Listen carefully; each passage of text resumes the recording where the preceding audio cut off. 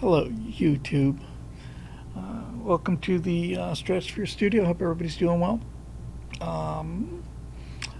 I had a chance to see some interesting old stuff today. It's kind of a reminder of just, the level of quality entertainment that we used to get. Are we? Oh, for God's sake. Okay, can you hear me now? Let's try that again. Okay, can you hear me now? Let's try that again. No!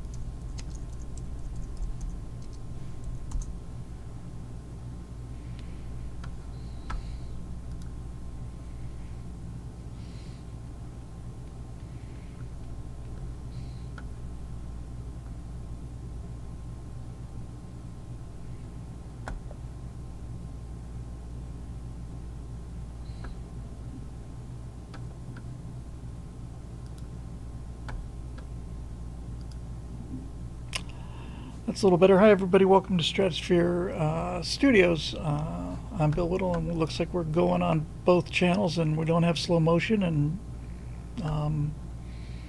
boy, that seems to somehow have cut off the YouTube stream, which should know that says live. I'm just not getting any comments over there. I saw some earlier. Anyway, looks like we got the stream going to YouTube, so we got the audio back, and everything else seems to be copacetic. I was mentioning before I was so rudely interrupted by myself that I was just listening to some older stuff this morning, and I listened to I think 5 stand-up comedy bits. Am I upside down, or are you just kidding me, Dave Big Booty? You're breaking my heart here. Okay. I listened to 5 Woody Allen stand-up comedy bits from like '65, something like that, and they're just incredible. Oh, hang on. Let me refresh the chat on this Twitch stream here. I mean there it is. How about that? Okay. It's just brilliant. That's just brilliant stuff. I shot a moose and kidnapped. I mean, it's just incredibly funny. And listened to a little Mort Saul, which I never thought didn't age well. He's got a very kind of a fun personality, but I tell you what I did watch. I watched an hour of Tom Lehrer in concert in Copenhagen. And that guy is off the hook, brilliant and dark. But Tom Lehrer did an hour, and So Long Mom, I'm Off to Drum the Bomb. Yeah, so many of Lehrer's songs were just, I mean, he was in the late 50s really when he was doing most of his work. He was an MIT professor who's sidelined doing this brilliant stuff. He's a brilliant piano player as well. And the Elements song is, he does every single element to Gilbert and Sullivan's Modern Major General. Did every one of the elements. It's incredible. And he was right at his prime. And just the level of intelligence and the playfulness, and I just thought, man, sorry. It looks like Six Stringle says we should start streaming on Twitch. I think I can actually do that with Stream Desktop, and I might be able to do it all on Stream Desktop. I'll spend some time on that next time. I got it fixed.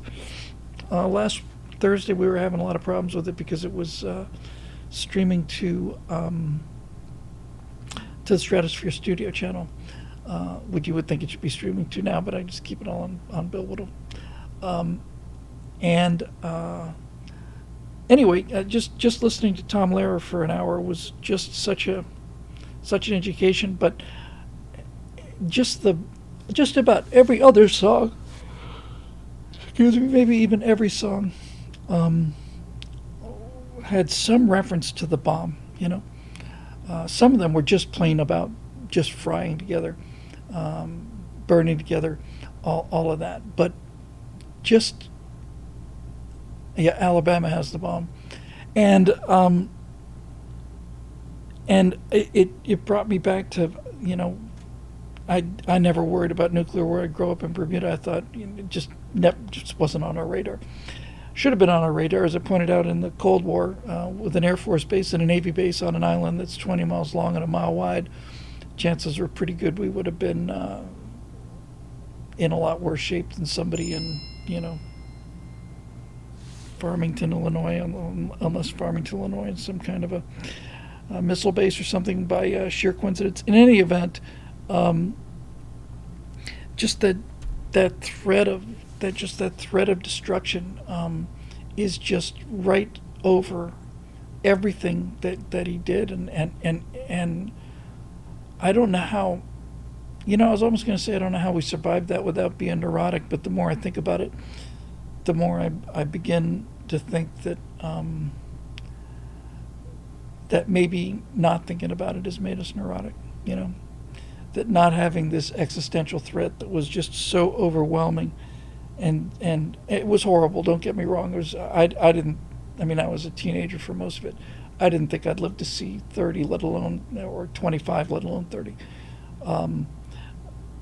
But sorry about the yawning. They tend to focus the mind. And hi, everybody who's checking in, and Unlimited Hornet Works, and all the rest of everybody.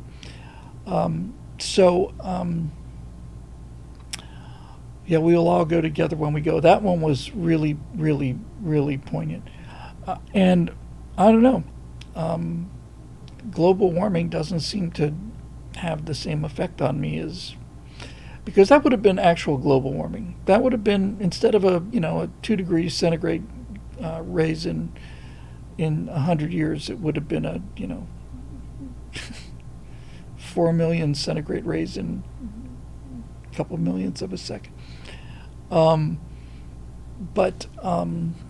Anyway, the thing about the Tom Lehrer stuff is just the raw intellectual brilliance of it, and I don't know. I'm not saying he wouldn't sell today, but he was just sitting there being brilliant. And there's nobody, I don't think there's a smarter comedian that ever lived than Tom Lehrer. He's just crazy, crazy brilliant. And I saw from the comments, it may have changed, but as of 2 or 3 years ago, he was still alive. He was in 97 or something. He may have died since then. It seems likely he probably has, but he lived a long time. David Booty said he was also a lefty douche, which doesn't surprise me because, Harvard and all the rest. Oh, my goodness. Pot Mr. 2 says Mitch Hedberg. I don't know. I think Brian Regan's probably my all-time favorite comedian, but I think I like Mitch Hedberg better than any other comedian. Mitch Hedberg, there's just something so innocent about that guy, and just so kind of pure and clean,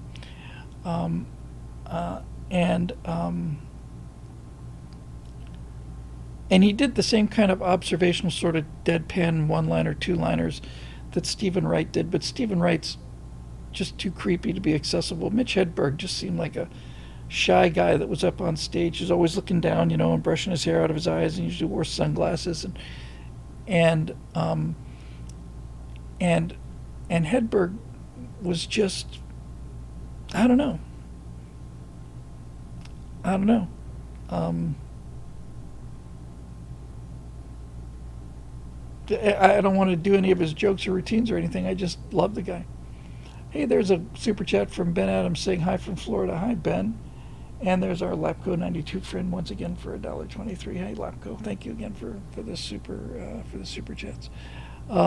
Anyway, yeah, that's what I saw. I saw some of that old stuff and liked it. I thought it was really pretty cool. I don't know if anybody's. I was gonna do Firewall. I may end up doing something on it still because it just interests me.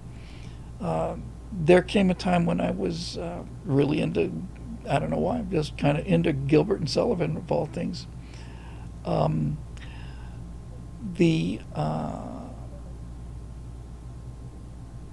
and I had memorized Modern Major General, and I was going to do. I'll get to that in a second, Eric. And I was going to do. I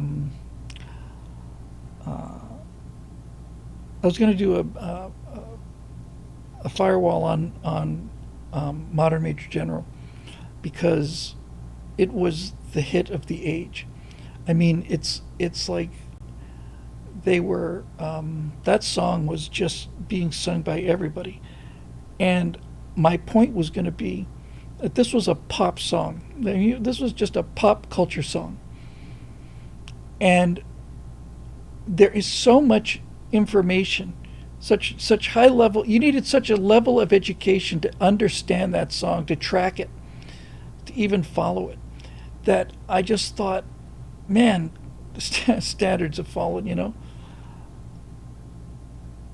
I mean, I can just off the top of my head, you know, I'm not going to try and sing it for you. I am the very model of a modern Major General, of information, vegetable, animal, and mineral. I know the kings of England and can quote the fights historical, from Marathon to Waterloo in order categorical.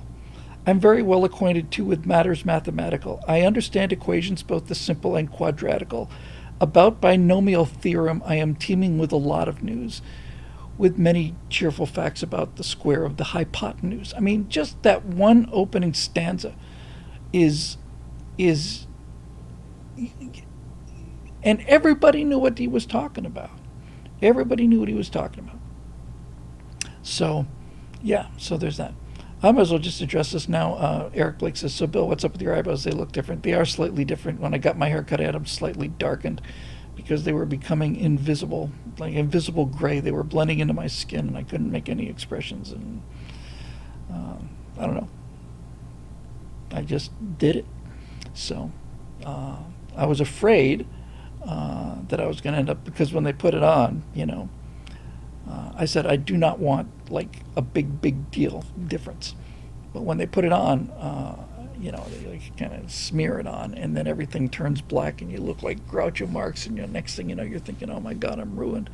I'm not going to be able to go on the air for the next, 11 years." Also have just what's left of a sty here. I was going to record how to beat Kamala Harris. I was going to record it last week, but my eye was kind of, wonky. So I put that off, and I'll get it probably to it tomorrow or Wednesday at the latest. And so anyway, gosh, yawn. Okay, so I think what I'm going to do is go to the straight to the questions. Kind of a gobsmack kind of a day today, unfortunately, and you know how those things go, and you just get kind of blasted. So let's just see what we got on the questions. We'll run through those babies, and then maybe take some comments too from the live streams if we can get through these fast enough. Speaking of Gilbert and Sullivan, there's a another song. I think it's called "The Ruler of the King's Navy," and it's basically about a guy who becomes First Lord of the Admiralty because he had because he polished the doors on an accounting firm, and he just, it's the whole story about how this guy started essentially in the mailroom, and just kept getting promoted until finally they made him the first lord of getting a member of parliament. And I always voted on my party's call and never had to think of anything at all, that kind of thing. And so finally he's the chief admiral of the most powerful naval force in the world. And the final line is, he's basically saying, if those of you would like to be the first lord of the admiralty, he says, it basically says the first rule of everything is never go to sea, and you too might be ruler of the King's Navy. Stay close to your desk and never go to sea, and you all may be ruler of the King's Navy. It's perfect. It's just about promoting people who don't deserve promotion, you know. Okay, so let's see what we got here. I thought I did log in.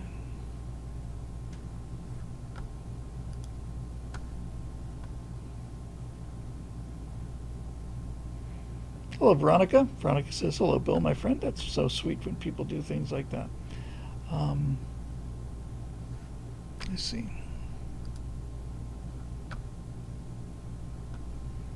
Give me one moment, please. Just a momentico, por favor.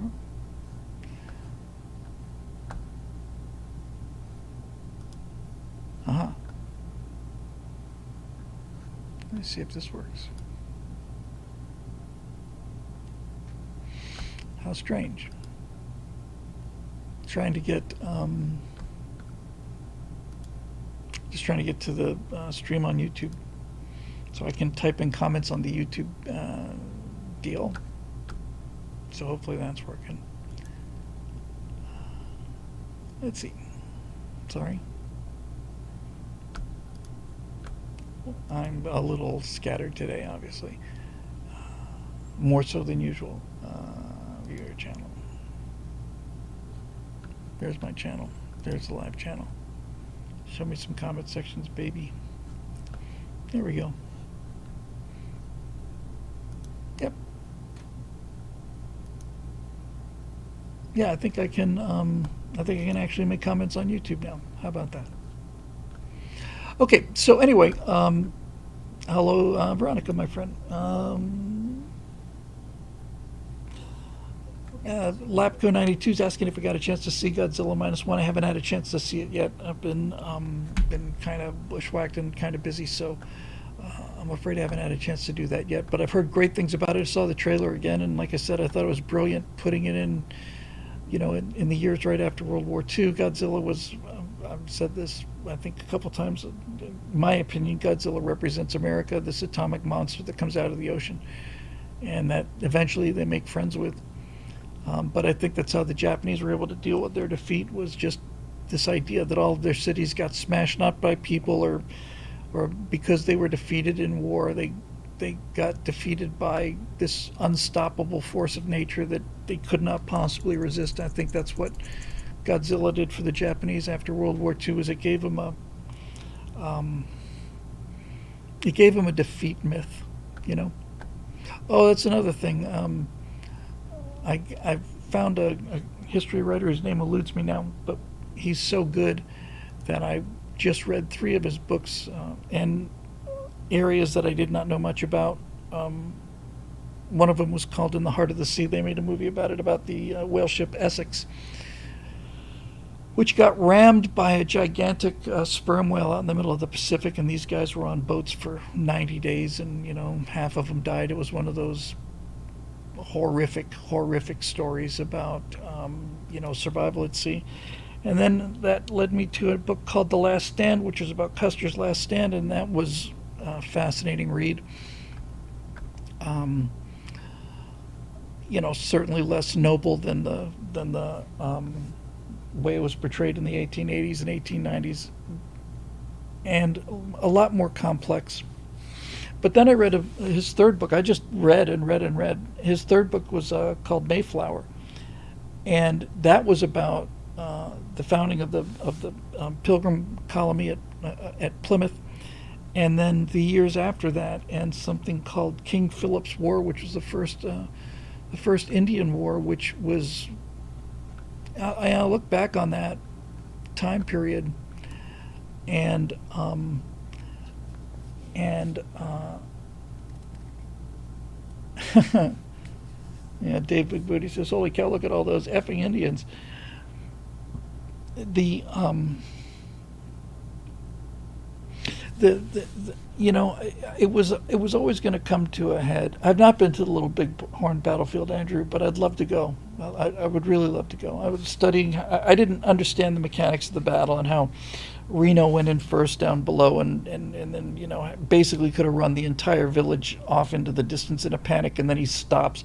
He's got this cavalry charge, and Sitting Bull's got 8,000 warriors there. He's got thousands of TPs, and the warriors are out hunting buffalo, and Reno comes charging in with 130 guys right in the middle of this camp, and he could have put them all on the run, and they would have just scattered like the wind, and they all would have gotten on the reservations. Sitting Bull said if Custer had come to him and asked him to go to the reservations, they probably just would have gone to the reservations.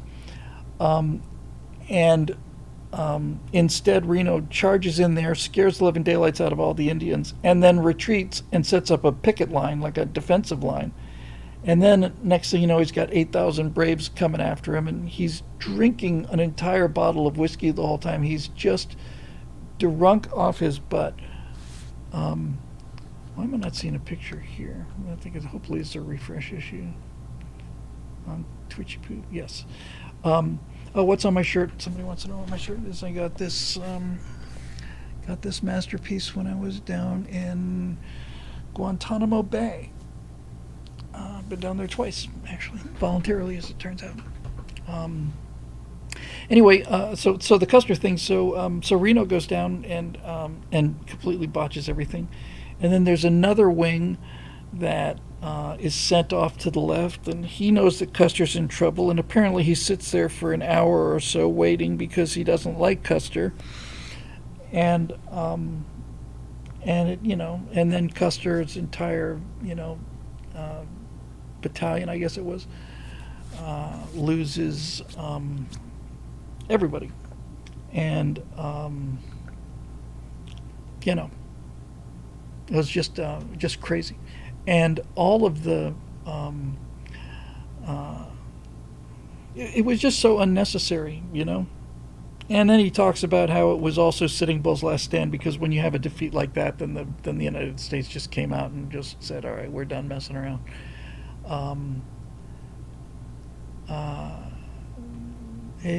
Dave Big Booty says, "I have a liberal friend who calls Little Bighorn and the Alamo as the greatest American victories." Well, they're not the greatest American victories. They may be the greatest Indian and Mexican victories, but I see what he's getting at in his own vile, snake-like way. But the story with the Pilgrims, you know, it was a little more complicated than I thought. They certainly got assistance from the Indians, and they lost half of the people. They came with 102, and by the end of the winter they had 50, so they lost half. And then they made friends with this Indian chief, relatively low power Indian chief in the neighborhood. I want to say is Menowee-Tuck, something like that. And they were great friends and allies, and the Pilgrims came to their defense when some other Indian tribe attacked this tribe, and the Pilgrims had a deal with them, so they went to war and against the other Indians with these Indians, and they were, you know, they really were tight. And then this chief's son, they all decided eventually to take Christian names. So the son, named Philip, was just a kind of a weak chief, and all of his braves were screaming and yelling, and the Pilgrims went from being godly people to being, you know, obsessed with buying land and buying more and more Indian land. They did buy it. They said it's not moral to take it, so they bought it. They made a trade with the Indians. The Indians knew what they were giving up, And so this whole idea of, we just stole the land, is like, nope, we want 145 acres, and here's two steel knives, and a couple of mirrors and some iron cooking pots and all the rest of that, and and they just kept selling because they liked the glitter. And I heard the term wampum before, but I didn't know what wampum was. It was a form of money, and it consisted of shells, little shells, white ones, and then purple ones, which were like 2 or 3 times as valuable. So they were just belts of these shells, and the wider the belt you had, the more wampum you had, and you would trade these things for goods and services, especially when Britain went through this downturn. And they then they just overreacted to something that provoked the Indians. And the Indians, the young braves, were the ones who were just itching for a fight, just because they're young men. Their fathers and grandfathers had hunted all the woods, and now the Pilgrims are here, and everything's kind of hunted out, and they've got nothing to do, so they basically just went on the warpath, and then it was just a massacre. The Plymouth colony lost 50% of its population in the first winter, but 50 years later in the King Philip's War, that was the name of the thing that they gave the Indian chief, King Philip's War. The Pilgrims, the Pilgrims, the Puritans, New Englanders, lost another 8% of their population, and the Indians lost 20. I didn't know how badly the plague had decimated the Indians. When they got to Plymouth, there was nobody there essentially, and they found villages that were huge, and there was nobody there, and they think that estimates of the plague might have, because the plague wiped out 35% of the European population, but they say with the Indians it might have been 90%. And for all those people who say, oh, well, the Europeans brought this bioweapon over, then my response to that would be, well, the Chinese brought the bioweapon over to Europe, and that's what killed 30% of the population there. And the rats brought it to the Chinese, and the fleas brought it to the rats. So why don't you just take it up with the fleas? Honestly, this idea that that England cooked up the plagues and all of these diseases like smallpox that that eventually got transmitted to the New World, this is 300. We gave them blankets that were infected with smallpox. We did this 150 years before germ theory and things of that nature. So anyway, those were real education for me, because the period between 1620 and 1776 is it's a long time, 150 years, and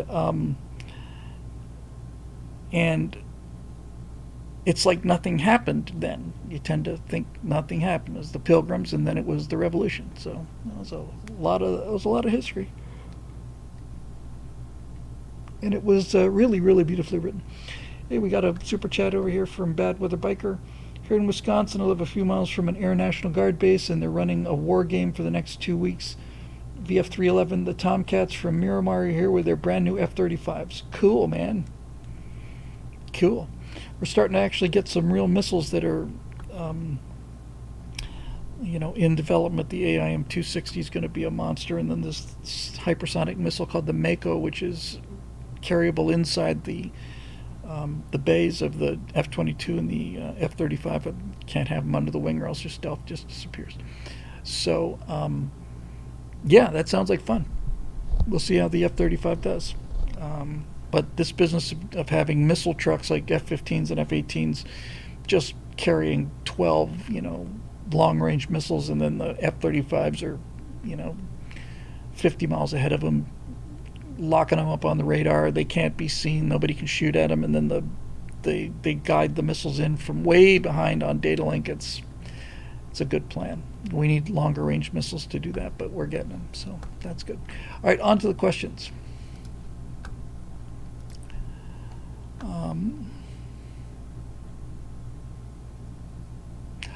From Ian Nolan, who also curated this. Thank you very much, Ian. Bill, have you checked out Rumble Studio? It streams to all the platforms at the same time through one interface. I have not. I will take a look at trying to make Stream Desktop stream to all three channels at the same time. I tried it before and there were problems. But I'll play with that and see if I can do it, because a number of people asked for it on Rumble, and I might as well do that, I guess. So I will definitely take a look at that, and it might be a better way to go than this stuff. So that was nice and easy. Road Rider says, "Hey Bill, culture and entertainment, hooray! Former President Donald Trump gets shot, and less than 24 hours later, a very, very emotional and angry, rather famous rap artist Tom MacDonald wrote, performed, filmed, edited, and dropped on the world video you missed. The question, have you seen it? I have not. I did post a link in your Billable.com blogs as soon as I saw the video. It's still up there. Since then, I've seen a dozen or so YouTube reactions from content creators in the rap business. If you listen to the mainstream media, these rappers would all be against Trump and anything related to them. Of the dozen reaction videos I've watched, all but one were extremely positive towards the performer and his talent, the lyrics, and completely against the violence against Trump, which may actually be saying positive things about the former president. You've said many times that when you get out in the real world, the overt systematic racism isn't out there in places like the grocery store for you and the country landfill for me. Yeah, I saw a stand-up comic. I sent it to a bunch of people because he was saying this. He was saying that that Trump getting shot, he was just like an original G gangster, holding his fist up in the air. He said he's voting for Trump now because, because he's a street tough hombre, he's a old school gangster. So I'm not surprised. I think the Democrats are going to be in for a surprise when they find out how much of the black vote goes to Donald Trump and not the Jamaican Indian black person who represents them and provides visibility for their future aspirations. Second question, has the culture changed, or has the media's portrayal of the culture changed? The culture's changing fast. We are seeing some real signs about swinging away from peak wokeness, real signs. I think Critical Drinker did something about that today. I haven't had a chance to read it.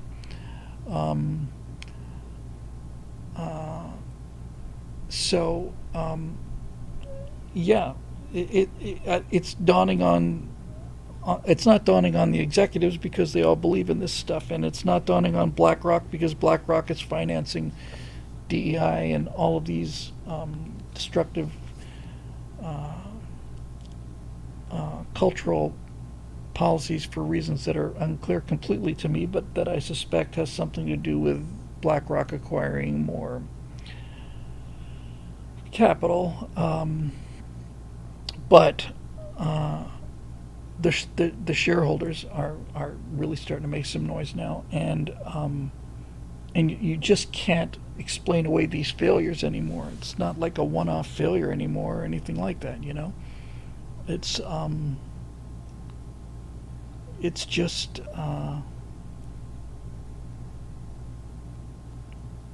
well, sorry, I'm a little distracted today. It's just irrefutable that this is the fastest way to lose money.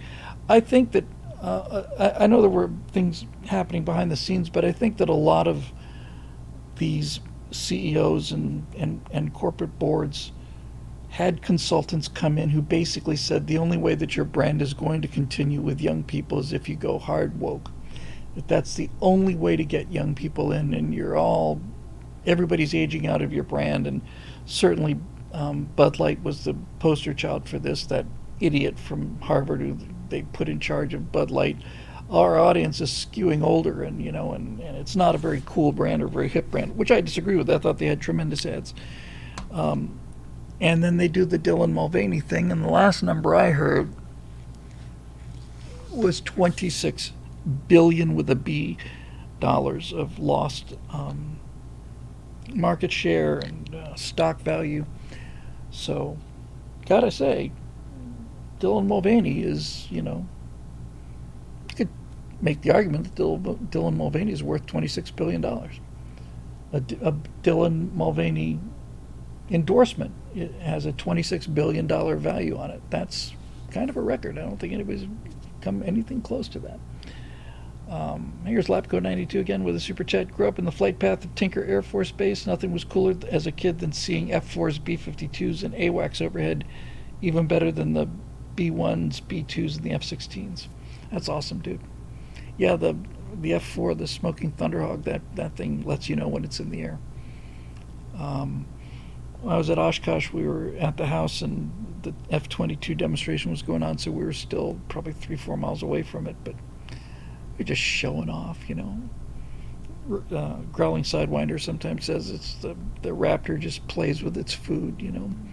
But this, you just see this thing doing these incredible turns, and then it would come over the house and just do this turn, and you'd see this bright orange afterburner staring right at you, and then just a second later, you get this incredible roar. And amazing what they were up to do up there.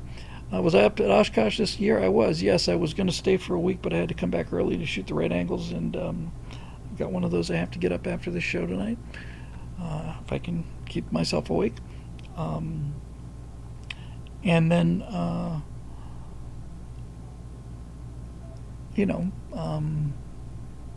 yeah, that was. It must have been a sight to see all of those.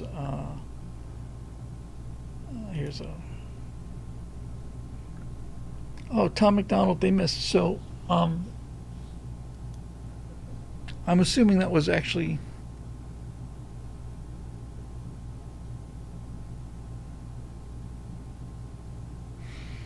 I think I know who he is. I think he's. I thought it would be an anti-Trump thing that everybody else liked, but. Yeah, I think I got that backwards. I think apparently everybody did like it. He liked it. And Marisha Dark says the Secret Service scandals are long and deep and worse than we think. I saw a picture of the shooter, not his high school picture, not one of these pictures from 7 years ago like they always do. I saw a picture of the shooter and he looked like he was trans. I could see why that would be something they'd want to keep under wraps, but I also don't understand why Donald Trump doesn't, make that public if that is indeed the case. He certainly looked that way, and it was the same kid. There's no question about that. So who knows? I don't want to be spreading rumors I can't substantiate, but I saw the picture, and that would be contra narrative if that were the case. So it's gone down the memory hole. Marisha Dark, topic, recommendations. Here we go. Hey, Bill, softball this week. Firstly, I wanted to follow up and see if you and Nat had a chance to watch Godzilla -1 yet, since you seem to be really excited for it. No, we haven't had a chance to watch that yet. The other week, someone mentioned Hamilton, and I watched it a number of months ago when it first aired on Disney Plus. Like many, I was shocked and appalled by the decision to have an all-black cast until my friend explained that actually it wasn't ignorance or spite against history. It was just an artistic decision. Yeah, I think I said that if you have an all-white cast, you make Thomas Jefferson black. That's a hammer on the head statement. If you make the entire cast black, then that's an entirely different animal. That's a clearly an adaptation of history in the same way that doing Titus Andronicus is as a 1940s fascist dictatorship or something is perfectly legitimate as well. The actor who played Thomas Jefferson, David Diggs, I had known from Snowpiercer TV show. I thought he did a very respectful and charismatic portrayal of Jefferson. Lin-Manuel Miranda, who directed and played Hamilton, is extremely skilled and later went on to create Encanto, which is another awesome movie about family relationships and unaddressed psychological issues like burnout, imposter syndrome, and perfectionism. All of those I'd highly recommend.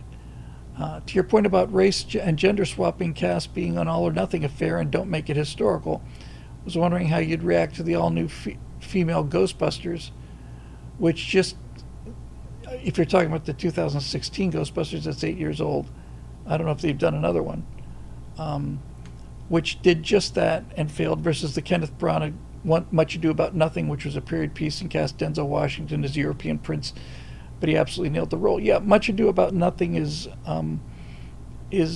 fair game. Shakespeare is fair game, with maybe, well, with the exception of his historical plays. I mean, when you do Midsummer Night's Dream, you deal, for example, Much Ado About Nothing, same way, the fictional kingdom. When you've got the Tempest, for example, and you've got Spirits of the Air, and you've got Caliban and all of these creatures and monsters. You can cast that any way you want to. I thought that a female Prospero, even though it was Helen Mirren, who was terrific, I just thought was a little, in your face. But I do have a problem when they do it with something like, well, certainly with something like Henry V or that, or Macbeth, which is set in Scotland, and Hamlet, is set in Denmark. I don't even really have a problem with that. My problem with the race and gender swapping is not even with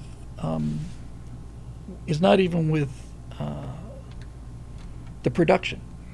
Like, if I saw a black actor playing Macduff, I'd say, oh, look, somebody telling me, this. But that's not the problem.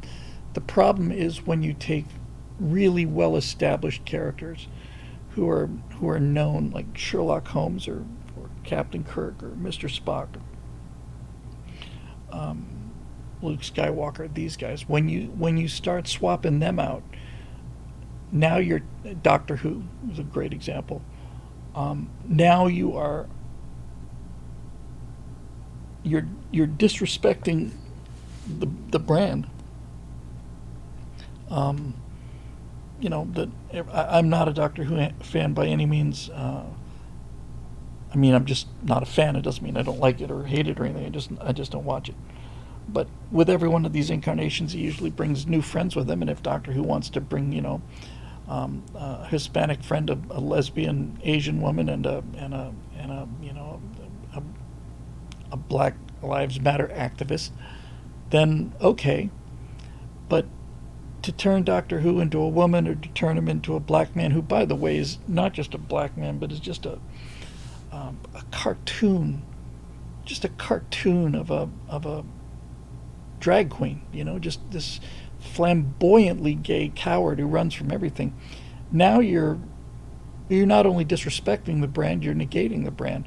When you turn Star Trek into something dark, where the bridge is so dark you just crack a shin just trying to walk from one console to another, and the Federation is dark, and there's dark deep state powers at work and power plays, and it's not to say that every now and then you can't have a story about a bad admiral, but just to make Star Trek into something dark, forget about all of the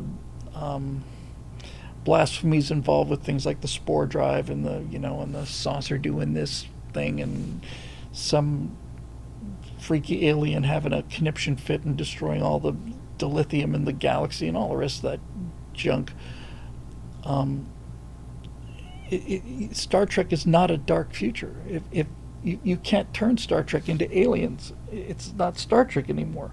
It's supposed to leave you feeling good.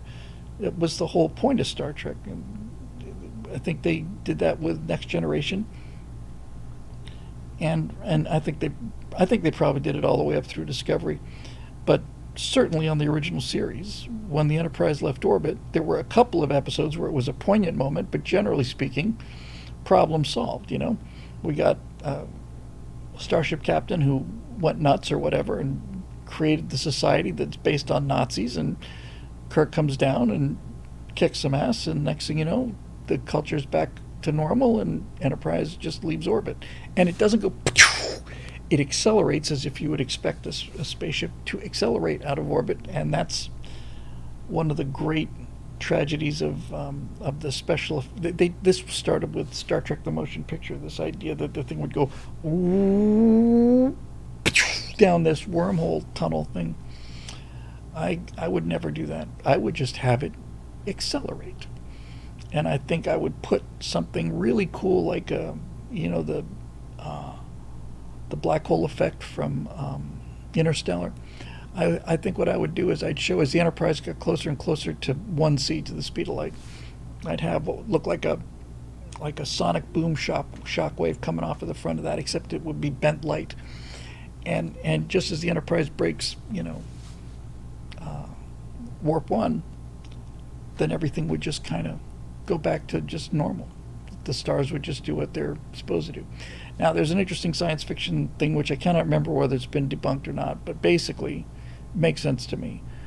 Basically, they say that if you were really going, approaching the speed of light, that it would be dark in front of you and dark behind you, and you'd see a rainbow around the ship, because the stars that you're approaching so fast that their light gets shifted completely up into out of the visible spectrum into the ultraviolet and X-rays, and likewise behind you, even the most blue stars would be redshifted down to radio waves or microwaves. You wouldn't be able to see them either.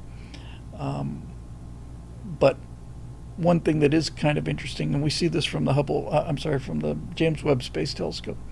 If you compare images from the same part of the sky, like the Pillars of Creation, let's say, from Hubble Space Telescope to James Webb, not only does James Webb have significantly better resolution, which you would expect, but there are a lot more stars, a lot more.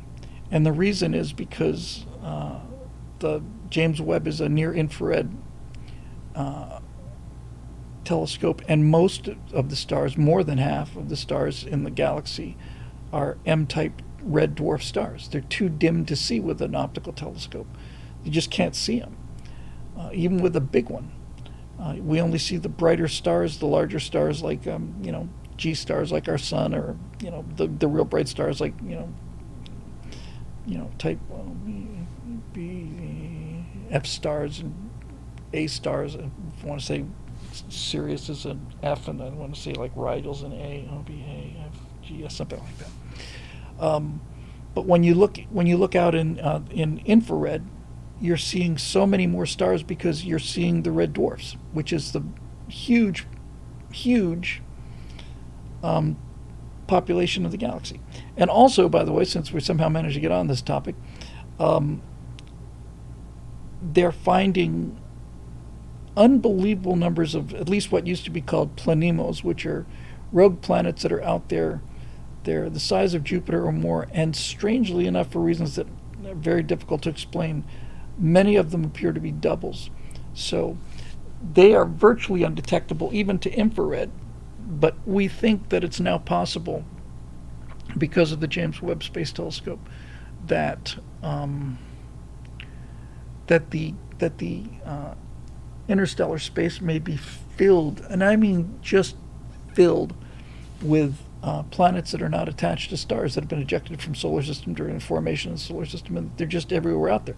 So we could have a Jupiter-sized planet that's 3/4 of a light year away from us, which would be handy for refueling, or put a little base there. If the planet's big enough, it's radiating heat from its gravitational collapse, and if you had a planet like really, really close, you might have some fun there. But anyway, how we got there from What You Do About Nothing, I don't know, but that's how these shows work. Back to Marisha. Finally, something I just watched last night is The Circle. I know you've recently talked about radical left-wing techno cults. Well, this is the film for you, since the main antagonist, played by Tom Hanks, starts off by saying that he believes the perfectibility of man and the use of technology for political activist causes. He then proceeds to get governments of the world to mandate his highly intrusive social media app before having a bunch of cultists literally harass people to death and who don't want to be on it. There are very few movies that actually terrify and sicken me, and this was one of them, mostly because of how very real it is, but also because the protagonist, played by Emma Watson, learns the wrong lesson in the end, which is we just didn't do it right, rather than maybe we shouldn't have done it at all. Yeah, we just didn't do it right. That goes a long way, doesn't it?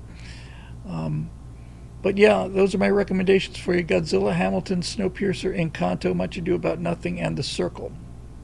Well, you got me for Godzilla and The Circle, and probably for Hamilton. I've heard Snowpiercer was good. I'd seen Much Ado About Nothing. So anyway, thank you for that. Steve Young. Evening, Bill. Evening, Steve Young. Have you seen a stage play at one of the Sight and Sound theaters where they do stories from the Bible with live animals on stage and in the audience? I have seen them on television. I've not been to one. It's tough to follow a goat. But I have seen, if they're what I think they are, it's massive church productions that have these themes. Maybe I'm thinking of something else. But anything that gets the audience involved is great. I was lucky enough to have seen in Bermuda when I grew up British pantomimes, which are really fun. It's basically a stage play, almost exclusively for children, and the entire cast plays to the audience all the time. The classic example is in Peter Pan, where in the Peter Pan pantomime, you've got Tinkerbell is dying, and Peter Pan, I guess, says to the audience, she's dying because nobody believes in magic anymore, and we need you to say we believe, and the kids are saying we believe, and he's saying louder, louder, and the kids are shouting at me too, shouting at their top of the lungs, and the light gets a little brighter, and they're shouting louder and louder and louder, and it's a Christmas tradition, these Christmas pantomimes, and I've seen two of them. I saw Peter Pan, and I saw Puss in Boots, which is a strange show. But that audience interaction is really fun.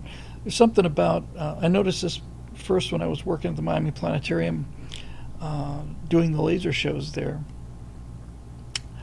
and maybe even the Heavy Water Light Show, which preceded the laser shows and was just a bunch of hippies from San Francisco. Kids never wore shoes, and they would take two concave glass bowls and they'd put different colored liquids in there and they'd squish them around. The thing looked like a giant amoeba out there, and everybody would come in and I guess smoke dope in the front of the planetarium lying down. I guess that's what happened anyway.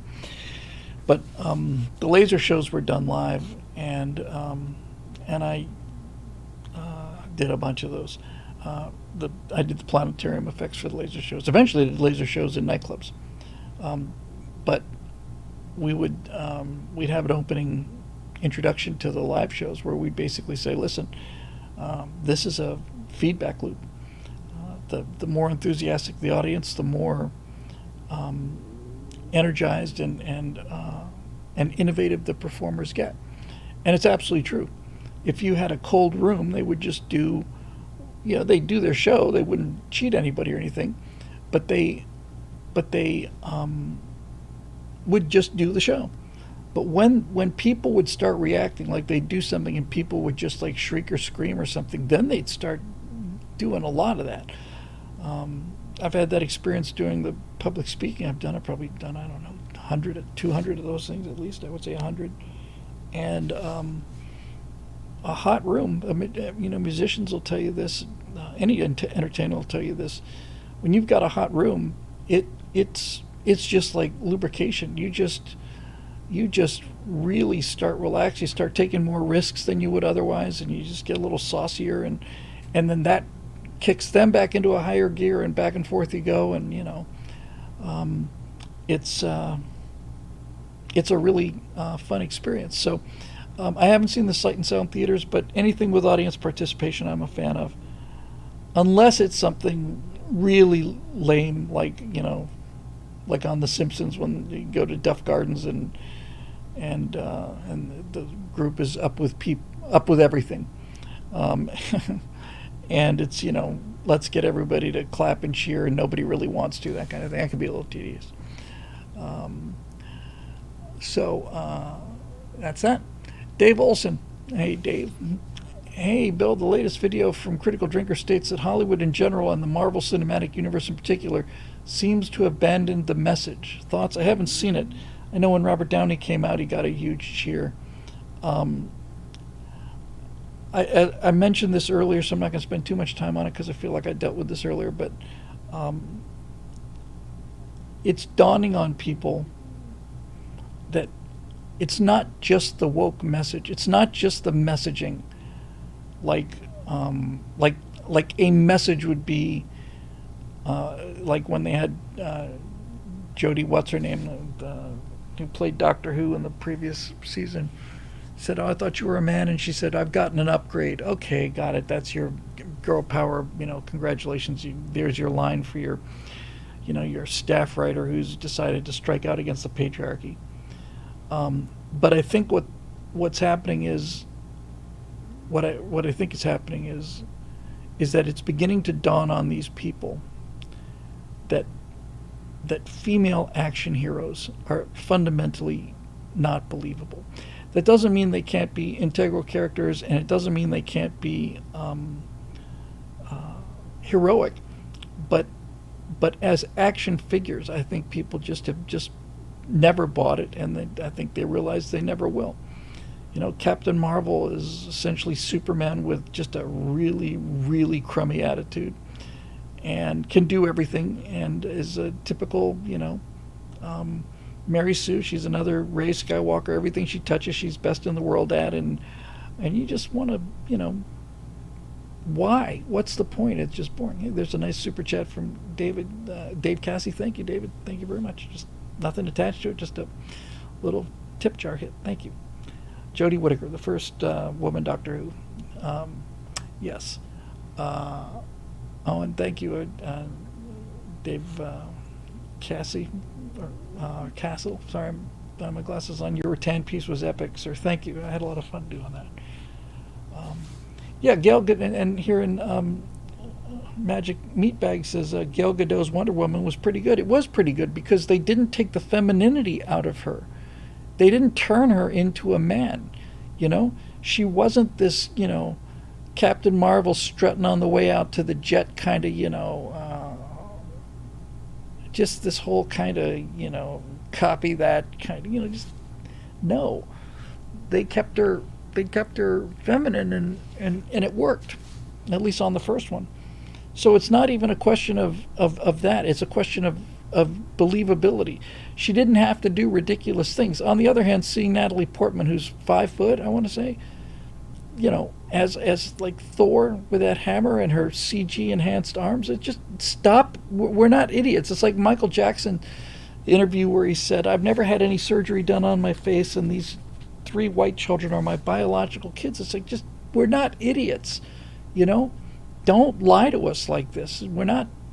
We're ready to go along. We're ready to pay our money and sit in the theater and suspend our disbelief. But there's a line, and when you cross that line, we're out.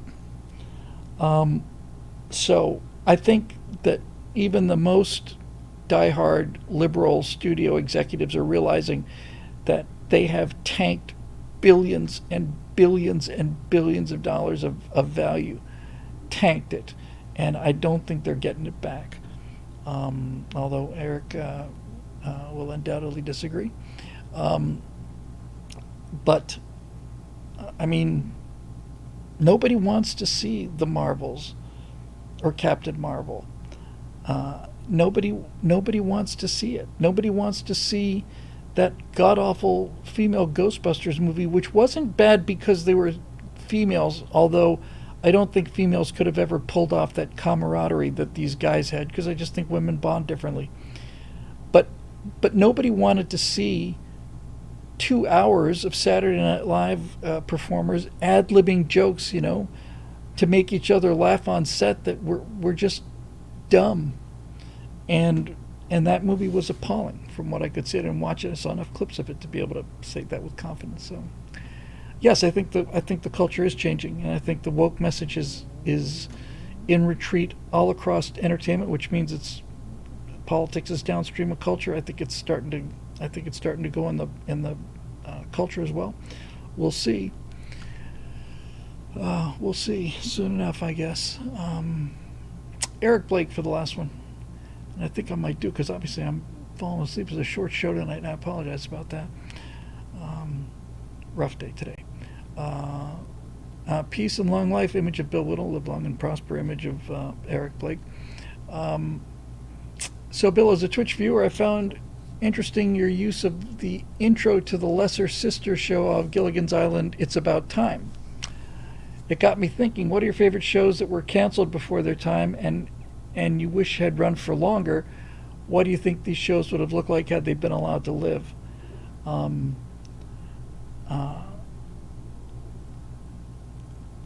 Well, this is almost counter to the premise of the question, but the first several episodes of Lost in Space were just terrific science fiction. And every time I look at Lost in Space, I hated Dr. Smith as a character when I was a boy. I just hated him.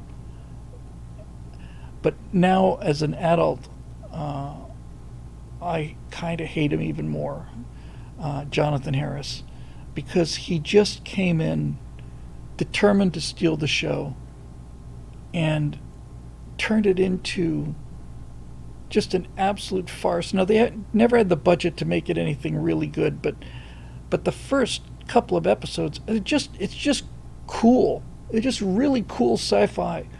And I would like to have seen that show have gone 3, 4, 5 episodes without Dr. Smith. And without the camp, without the space miners and the space pirates and the space, zookeepers and, and the space magicians and the... by the way, one of their main writers is a guy named Peter Packer. And Peter Packer's episodes are always named Prisoner of Space, Derelict of Space, Circus of Space, Gunfighters in Space. He'd just be sure to put the space in there because he wanted everybody to know that that was, about space. And of course, the episode just mentioned up here by where'd it go? Sacred Order of Knightly Valor, who also had a super chat up there saying, Atomic Blonde Charlize Theron did a female action hero well enough, but got her lumps and bloodied along the way, so brief suspension is doable. Yeah, she was okay in Aeon Flux too, although I like the cartoon a lot better, the animated series. But the one that got that where everybody just abandoned ship was the Great Vegetable Rebellion, where they go to a planet and everybody's a vegetable. There's a carrot man, and Dr. Smith turns into a piece of celery, and I think Guy Williams and Mark Goddard basically just said, we're not reading these lines, or either that or they were laughing the whole way through. I think that's actually the second one. I think you can see lots of takes where they're just plain laughing, upstage or whatever, and they were suspended for like an episode or something like that, or something like that happened. But my God, that was appalling. But it could have been something else. I've been meaning to redo the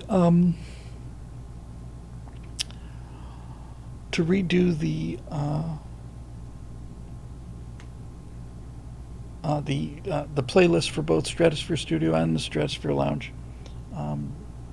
There's a bunch of TV shows in there. I tried to prevent this from going through my head just this split second, but I can't do it. I've had it in my head all day. It's just an earworm I can't get rid of, and it's the theme from Flipper of all things. But I'd like to run Flipper, Mission Impossible, Hawaii Five-0,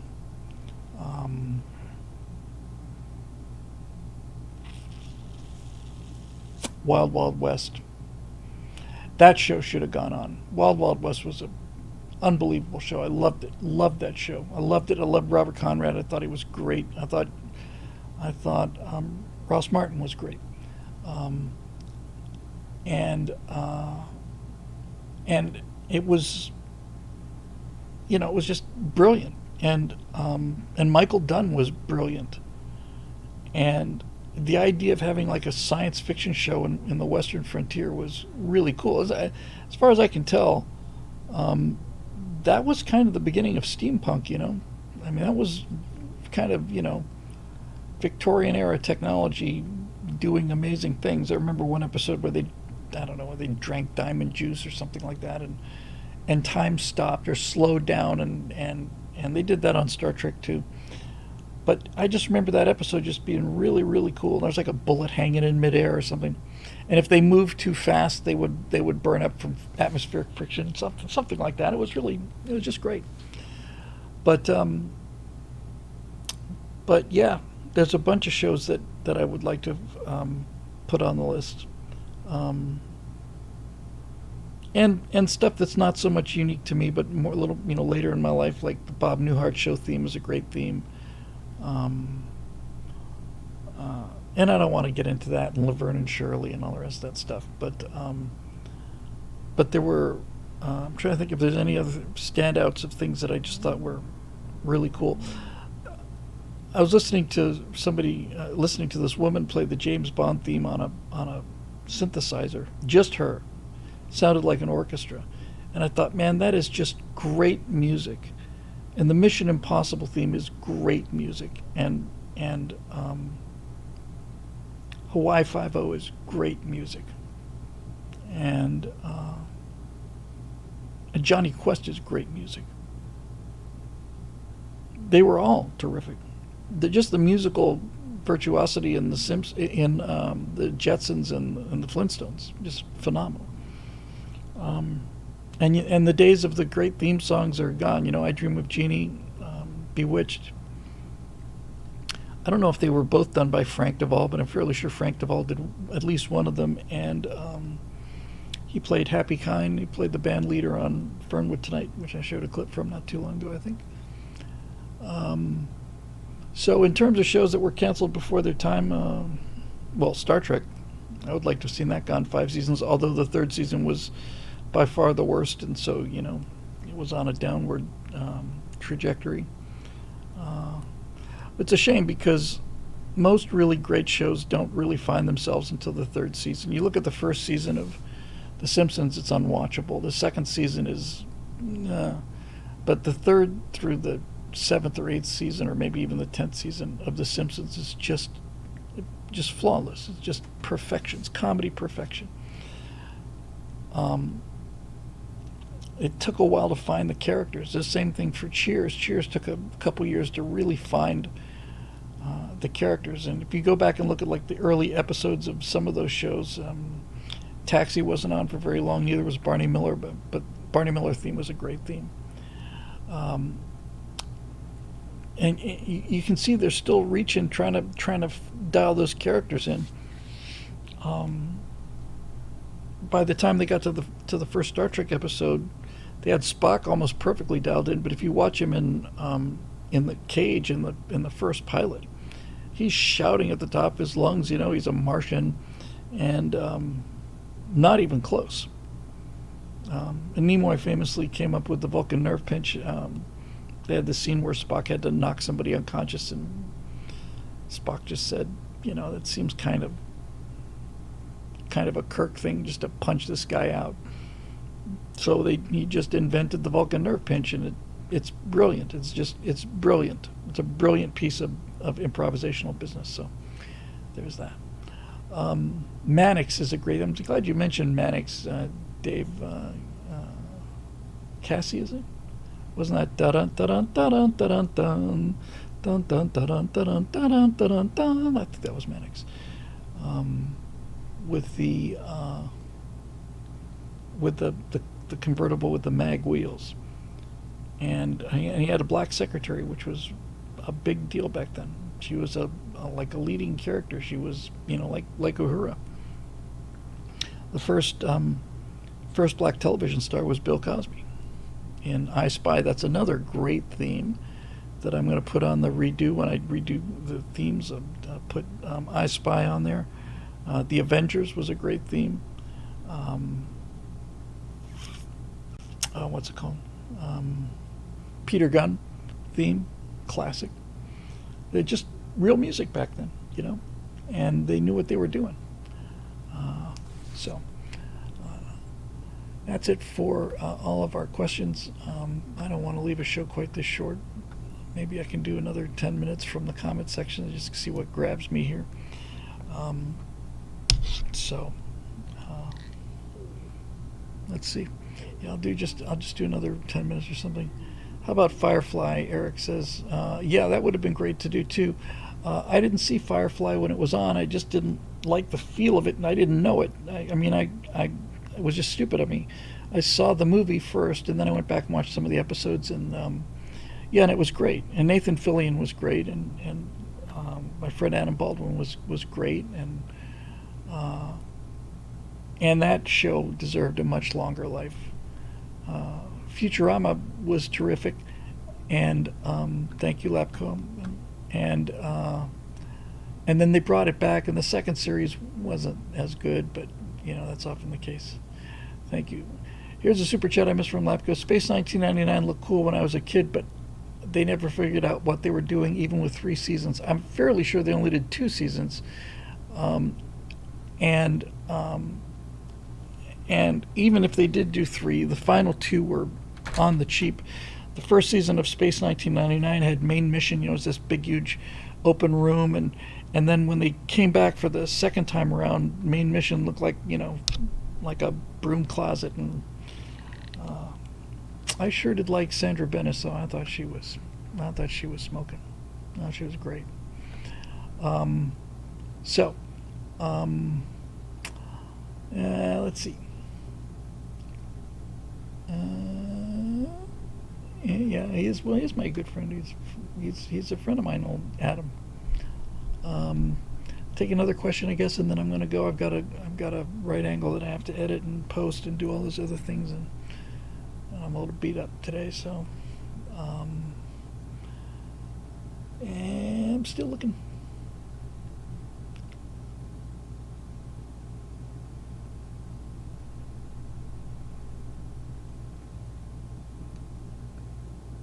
And Collier says in Star Wars Episode 5, what does he actually say? Luke, I am your father, or I am your father, or no, Luke, I am your father. He doesn't say, Luke, I am your father. He says, I think he just says, no, I am your father. I'm not sure. But I know, yeah, I got it right. No, I am your father. Eclipse in Spain 2026. Color me there unless the weather looks funky.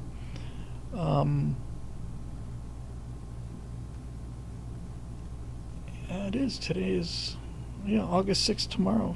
I should repost my atomic bomb video. Let's see. What have I done lately? Yeah, exactly. I have to ask myself that all the time. Why don't TV series shoot their last episode first? That's a profoundly good answer. I think it's for the same reason